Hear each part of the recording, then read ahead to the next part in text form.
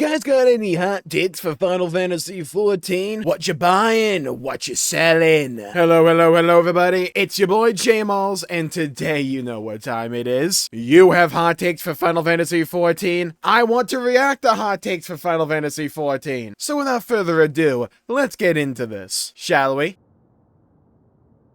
Up first, we have a hot take courtesy of @DesXGNS Designs, who says 7.x had a weak story, but they have been adding a lot of quality of life. I think we'll look back on this expansion fondly, XD. And you know what? I'll go an even step further than that. Because like I've said before, I really like the story in 7.x. Like 7.1 was a bit hit or miss, right? Point 2 and point 3 though, I have been over the moon. And my opinion on those stories has not really lessened at all over time. I still love them a lot. Is it necessarily like Shadowbringers at Endwalker levels for me? No. But I think if we always act as if something isn't the peak of the peak, as if it's something is not a 10 out of 10, then it's just a 0 out of 10, I think we're just missing out on a bunch of great experiences and moments and opportunities to enjoy something that we just kind of squander for ourselves by setting these highly unrealistic expectations. But like even then, I wouldn't say 7.2 or 7.3 is like a 6 out of 10. For me, it's like an 8 or like a 9 out of 10. I really enjoy those stories. And I do think the big takeaway from this take will hold true for quite a few people, especially as we get into the later portions of Dawntrail and more content starts to come online. I think one of the reasons we've had a lot of like negative sentiments surrounding Final Fantasy XIV right now is because of the uncertain nature to the future of the game. If 8.0 gets announced and it looks like a banger, and more people become confident in the state of the game going forward again, I think a lot of people will look back to the singular elements in Dawntrail and say, you know what, maybe they weren't as bad as I once thought. I don't think too many people are gonna like go, oh yeah, 7.0 was amazing, dude. Woo Glamour forever. It's like,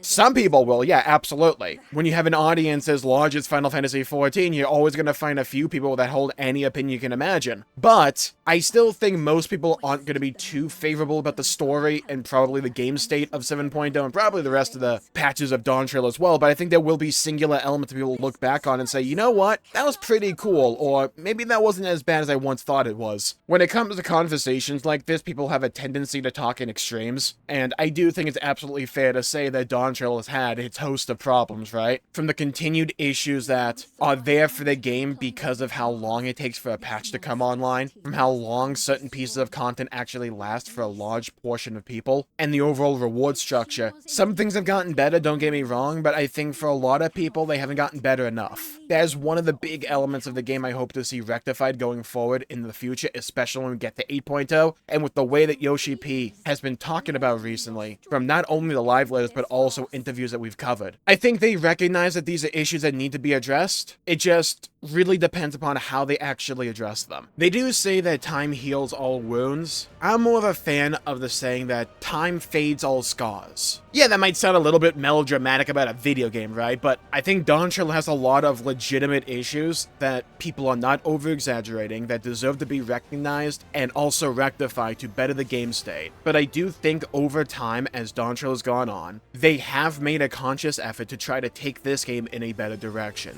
The kind of changes FF14 needs, in my opinion, don't happen overnight. Not everyone will be accommodating for that because, you know, the game has a monthly sub. I understand that, and I also kind of agree with it. But I'm at least personally willing to say, okay, blow me away with 8.0. When we get to those fan fests, show me that you've not only been listening, but that you understand a lot of the actual issues that people have. We don't need to portray Final Fantasy XIV like it's a dead game, or that it's the best thing since sliced bread or anything like that. We can operate in that gray area in the middle. That's what I think will lead to better change down the line.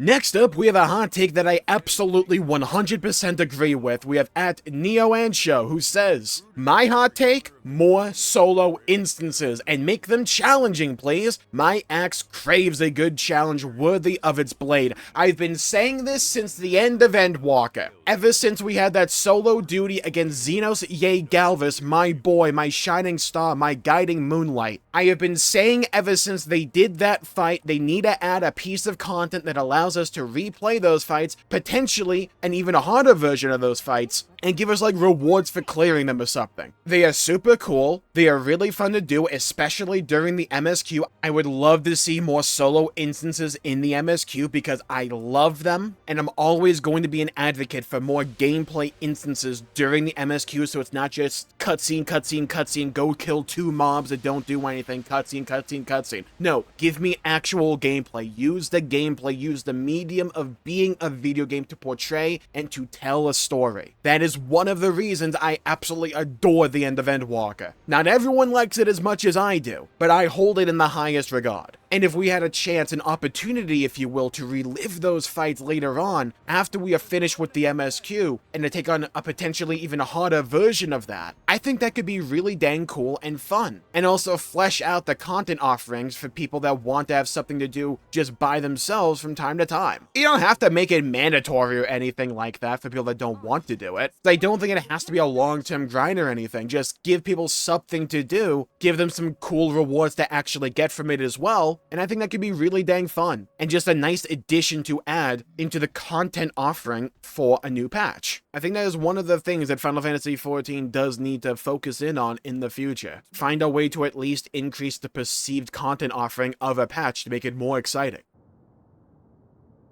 It's the hot button issue of the day. We all know it. We have a new hot take courtesy of @MoraRaccoon, who says, a lot of people that are saying Glamour changes kill job identity are just saying it for the sake of being contrarian or just have nothing better to do, to be honest. Because job identity has been out the window since you could put on a chicken costume or a massive chocobo head. Like, it's just people saying crap for the sake of saying crap. I understand why people think this as well. I do think there are some legitimate concerns to the continued erasure of job identity for Final Fantasy XIV moving forward, but like I've said before, I don't really think Glamour was a particularly strong string to stay attached to for this, because of the examples that this hot take gave. It's like, if you want your character to look absolutely goofy and aesthetically completely separate to the job that you currently are, you can do that. This game has had a wide range of job and role agnostic gear for quite a while at this point, and it continues to provide sets like that. Even new raid sets that, when you actually look at them, they don't really feel as if they fall into a lot of the traditional aesthetics for these job/roles. And I think specifically because the game has gotten to this point right now, I don't mind them pulling the trigger when it comes to saying, hey, just wear whatever the heck you want as Glamour. I don't really mind that because of the state of Final Fantasy XIV right now. I think through that lens, it will lead to a better experience for a lot of people. It's like, yeah, some people may wear like white mage robes on a dark night, and for Final Fantasy purists, that might be a bit off-putting. I get that, and I'm not going to like try and say that people that think like that don't have a good point or anything. I do think aesthetic consistency is an important element for an immersive experience in a game. If you listen to any of my videos or watch any of my videos about a lot of FPS games and multiplayer games, you will know how hard I go on that particular topic. But when it comes to Final Fantasy XIV specifically, it is a game that inherently has a wide range of aesthetics. And it's not like Call of Duty that at any point in its lifespan went for at least trying to feel reminiscent to being realistic. Final Fantasy XIV has never really tried to be like that. And I don't really seeing them lifting the glamour restrictions as completely upending the aesthetic of Final Fantasy XIV. I think the bigger issue moving forward is not necessarily what you're restricted to wear, it's the type of glamour they actually add to the game. I am personally kind of tired of a lot of the glamour sets and the aesthetics they've been adding to the game with Dawntrail. It's not my cup of tea. It is for some people, don't get me wrong, but personally I land more on the side of I want more cool looking glamour sets. If we're going to continue the sci-fi thing, I'm fine with that personally. I just want really cool looking sci-fi sets. Something more along the lines of like Howling Blade, instead of just, hey, here's another jacket that doesn't go below your belly button. It's just like, that's not my thing. If we're gonna go more medieval and more fantasy, I'm fine with that as well. It's just, I don't want gear that continues to feel more like it's casual. Not in terms of like, you're a hardcore or a casual player, more like casual wear. I don't want glamour that looks more akin to that. I want more cool looking glamour. That's what I really want. It's been actually one of my my biggest issues with wanting to play a lot of the content in Dawntrail. It's just, a lot of the times the reward is a glamour set that I just don't care about, which kind of kills the motivation because it's an MMORPG. The game's kind of defined on the reward structure and what you are provided for actually clearing the content. So yeah, personally, I don't think lifting the glamour restrictions kills job identity myself. You can argue it hurts it a little bit, and I think you have some merit in holding that position. But for me, the bigger offender is the type of glamour that is actually added to the game as rewards. I hope we see a pivot in the direction going forward here. For the final take of the video, we have at Ultra15, who says, kind of a hot take, but the further into the MSQ you go, the more overly perfect the towns become. Maybe it's a screen time thing, but you don't really see issues like Redania's racism issues, or Ulda's poverty in places like Old Sharlayan or Tulialol. Not saying they're completely perfect, but they seem a bit too nice. I like the old imperfections, they gave the towns more depth. I think the issue started with Shadowbringers because Ishgard and Kugane definitely had their flaws explored well, especially the former. Yulmore improved drastically, but maybe a bit fast. The Crystarium and Old Sharlayan both had good reasons to be the way they are. It's definitely a nitpick and I'm kind of reaching, but it's how I feel. And I think to some degree, I definitely do agree with this. I think a lot of these locations having inherent flaws to them, it adds to not only the texture of the game, but also the realism element of it. It makes it honestly more immersive to me if these locations and parts of the world aren't just shiny, if they're deeply flawed. I think that is a pro, because more interesting stories, if they're told, can be told with that framework than, oh, everyone's just kind of good. I think it gives, you know, the older versions and the older stories of Final Fantasy XIV a certain charm to them that I don't know if I would say the game is completely lost or even has diminished in terms of having. I would argue the focus on those elements of the story and those types of stories feels like it's less. Now, granted, we're coming from a story that really does deeply kind of explore the flaws of a location, specifically with Solution 9 and the inherent fear of death and what they are willing to do in order to try and overcome that. But I think you can also make the argument that the flaws, the societies of Old Sharlayan, Tulialol, and even Solution 9, they feel more like a problem that is going to be fixed and remedied in the near future than a more intrinsic element of the culture of that world, if that makes sense. Now, I also don't believe that Final Fantasy XIV has like fully abandoned this style of storytelling either, because we did have stories like in Yulmore, with the dichotomy between the poor and the rich. You could even argue in Old Sharlayan, we were dealing with the secret machinations of those of the Forum and their plans for the final days. But because of the nature of the story of Final Fantasy XIV, these like locations of the world feel as if they have a beginning, a middle, and an end when it comes to their relevance in the overall story. So, things like the class struggles of Yulmore are rectified largely within the story of Shadowbringers. Fully, you could argue maybe not, but largely so? Yeah, kind of. Same thing when it comes to Sharlayan with the Forum. It's like, in Endwalker, we did kind of wrap that up. And while we can't say for certain if we've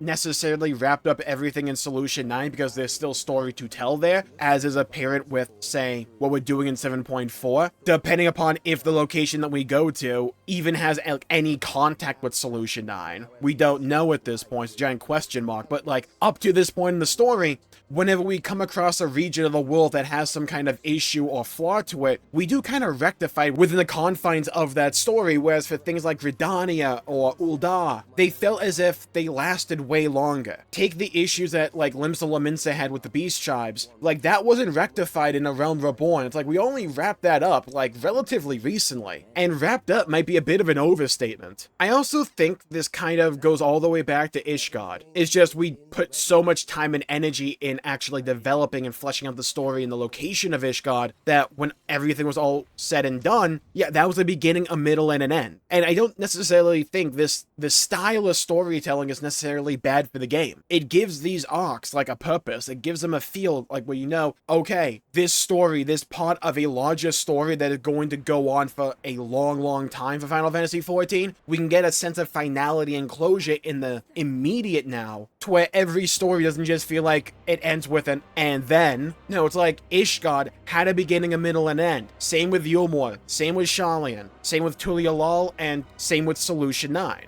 So I think there is a pro to be had here when it comes to the overall contribution to the story being told. But I would also add that in my opinion, it makes these locations a little bit less interesting in terms of ever revisiting these locations. Because their story, it's kind of like the Signs of the Seventh Dawn for the most part, where it's like the story's just kind of done and it's told. Are there things you could technically do? Yes. But in terms of the emotional investment, I feel as if it's like, yeah, we've kind of done this. It's time for us to move on. And you can also argue that's one of the strengths of the expansion structure of Final Fantasy XIV, where it just gives you the opportunity to move on. You don't have to stick around in these locations that are already finished. You can just move on to somewhere else. It's an interesting question to ponder because I'm not entirely sure there's a right answer or a right way to do things here. It really does depend on the type of story that Square Enix wants to tell in any given, expansion. I think I absolutely gravitate more towards the locations that do have some kind of systemic flaw to them or issue that needs to be addressed.